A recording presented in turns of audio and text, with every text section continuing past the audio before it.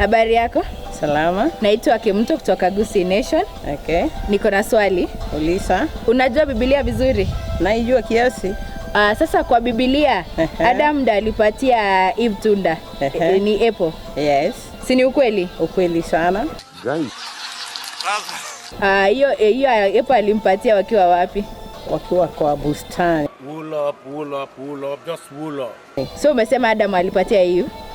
Alimpa. Eden, kwa hivyo Adam alimpatia Eve matunda.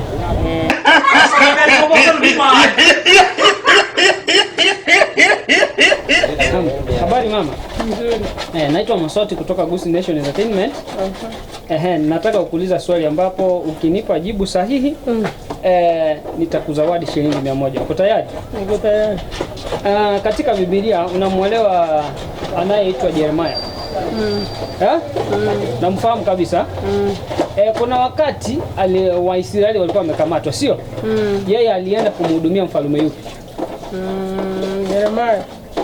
Alienda kumhudumia, lakini nimesahau kidogo.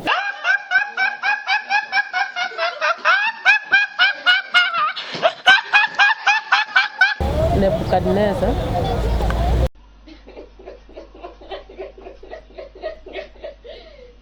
Leo nina swali la Biblia maana nataka nikuulize.